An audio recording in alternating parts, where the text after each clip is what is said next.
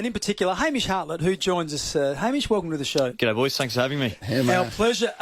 Why the long face? Disappointing game would be an understatement. Have you recovered? Are you back up again? Well, yeah, I mean, as of yesterday afternoon, we sort of walk out of the review meeting and it's like, right, what's done is done. We obviously reflect on what went wrong and go about making amends for that. But our focus is now on Fremantle. But obviously, I've got to deal with this type of stuff in the meantime. Anyway, just on the review, was there Really anything gentle, that came out of it in terms of, were you able to put your finger on why the performance was so listless and the start was so poor? Yeah, so we pretty much went through each line, got together prior to the main meeting and went through a clip which sort of represented what went wrong.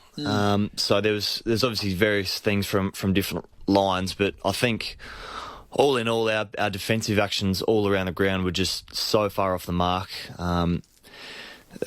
which is why things panned out the way they did. And obviously, the Kangaroos played a brand of footy which was quite spectacular as well. So we can't take anything away from them, but clearly defensively all over the ground we're really, really poor. We had Scully on last night. He fronted up. Bix asked the question about complacency. He hit us out of the park. He said, no way. I'm going to ask a player. Nah, absolutely not. Yeah. Nah. So we're obviously really happy with the way we were going about things for the couple of weeks prior to, and we came in with a real confidence and belief that all the pieces of the puzzle were really starting to fit together nicely. We were seeing it. Yeah, exactly right. So we went in with a lot of confidence on the weekend that, right, we knew how the Kangaroos were going to play. We've got our game right where we want it to be. Absolutely in no way or sense have we taken the foot off the pedal throughout the week. We're still training really, really hard and going into games preparing the right way. Within 10 minutes, things obviously weren't going the way we had planned, and things only got worse from there. Yeah, got a bit of a trend, and that's your first quarters, your starts. You've lost 14 of them. I don't have to go through them. You'd know. The Collingwood won round 7, Hawks round 10. I've got them all here. Kangas 6-3 to 1-1. Yeah, what is up with your starts, Hammer? And again, we thought we'd made some real inroads the couple of weeks prior to that, because I reckon we'd come off a couple of really good first quarters in the two weeks prior to. Yes. And we made a conscious effort before the game to focus on our first quarters and making sure we're really composed with the ball when we could, and that would set us up for the rest of the game. But the Kangaroos controlled the game pretty much right from the outset. Toddy Goldstein just played a phenomenal game. I mean, let's give credit where it's due to North Melbourne, the coaching, what Shorey's done in a short time.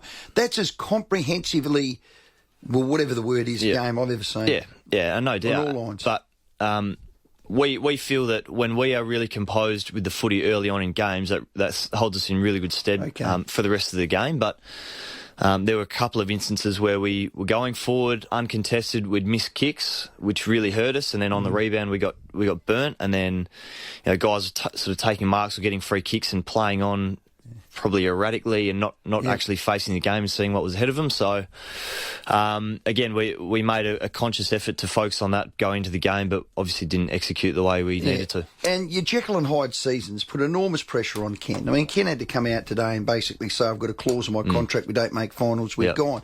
How do you deal with that as a player, a senior player? You senior players are so close to Ken. Ken's so close to you guys. That must be hard to see him have to front that up. I reckon from all your members, or most of them, he's copping the full brunt. Oh, and he's copping the full brunt. He's been phenomenal. The resilience that he's shown around the place has been unbelievable. He comes in every week. He's getting smashed from pillar to post by media, by the fans and the supporters. And he rocks in every week, and he's got as big a smile on his face as he can possibly produce, win or loss. He's all about caring for the team, keeping us together and united as a group. He said, look, boys, whether we win or lose on the weekend, it doesn't define us as people. We want to make sure we all stick together. We want to make sure we're great people off the field. and that's what great message. He's been phenomenal, and so it is difficult. I can see you looking at me now, and you're emotional about that. I mean, because you're so tight, but crikeys. I know, and we understand that our people want to see results on field, and that we've. The history that we've got in the past is very, very difficult to live up to these days, but we understand that they're really high standards. It's your 150th year next year. That's right, and it's a huge year for the footy club next year, and it would really, really hurt us as a playing group if Kenny wasn't a part of that, but unfortunately that's out of our control. So tell us about this week, because a few things have to go right. The Crows have to beat the Western Bulldogs for a start, amongst other results. How will you prepare for the game? Will you sit down and watch some of the Crows games? It's about 4 hours before your game. Will you just prepare as if, you know what, we're just going to play the best we can play, and whatever happens there, happens there? How will you approach it? Yeah, that's exactly right, Big. So we'll go into the game obviously understanding full well where things are at, and whether it's there's something on the end of it or not. Will you have your iPhone on? Absolutely, yeah. The boys will be all over it. But message to Taylor Walker this week, perhaps. Come on, text, get the boys up. I was just thinking on the way here, it's not often we actually barrack for the Crows, but this week will definitely be one of those weeks. Yeah. We'll obviously have an understanding of where things are at. That won't, and we've made a point of this already throughout the week. No matter the circumstances, whether we're capable of playing finals or not, by the end of the round, before we start our game, we'll go out there with the same attitude. We want to win every game that we're a part of, and that will be no different this weekend. Freo, sorry. I was going to say, Freo changed their coach. Someone on our Myland Office Furniture text line just pointed out that the 3 new coaches, the interim coaches, have had a 100% success rate. That just throws another little curveball at you. Yeah, they couldn't have waited another week. Anyway, no, that's... we've seen that in the past, that teams that they come out with a bit of vigour and a bit of freshness about them for whatever reason. I can't imagine the game plan is going to coach from 1 week to the game plan is going to change much from one week to the next. But that's another thing we'll have to deal with. But that's out of our control again. We can only control what we want to do out there. Let's finish on you, Hammer. The knee you've got back. I've loved your aggression at the ball and the body, the will and the want and the desire. Being out for a year. How is it? How's the knee? Yeah, knees. It's okay. I had a bit of an incident actually against Freo. It's going back sort of 2.5 months, about 10 or 11 weeks ago. But that's caused a little bit of damage in there. But I've been able to manage it sort of week to week, and it's been okay. Meniscus? Yeah, just the usual sort of wear and tear. A little bit of cleaning with Sportsmed. Whether that's sort of next week or in a few weeks' time, we'll sort of wait and see. But otherwise. The other annoying thing is that otherwise physically I actually feel really good, but things could be wrapping up a little sooner than everyone wishes, so never mind. Get to Europe. Now, can I take that back? You had your top ripped off you the other day that I saw, and the crowd went bunter. You got some new pictures on there. There's a massive one on that. A lot of them are they oldies? They're old ones, those ones, yeah. So I kept everything relatively hidden for a few years there, but... so what would you be, 70% always covered? Exposed. Nah, 60? Just a 50% of the top half. So what's that, 25% overall? Okay. You like your pictures, don't you? Jasper Pittard's added a little bit to his legs now.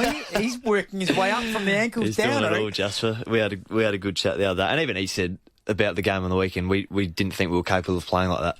And he went at 100%, Jasper, who I love and adore. He went at 100% disposal efficiency. So Biggs told this story once. He ran out of the centre square on his left leg and laced out Tony Modra and the coach's box. No. We were playing St Kilda. Blighty was coaching St Kilda, and I did that. It was the only time in my whole career he's ever hit a left footer. And Blighty, I could just picture him saying, "We cannot win today. There's no way this is ever going to happen again." But anyway, he went at 100%. He played all right, the young man. He's not the young man, but he's held his spot in the side for most of the year. So, Hamish, good luck this weekend. Yes. We don't know how it's going to unfold, but we hope for your sake that you've got a few more weeks to play it.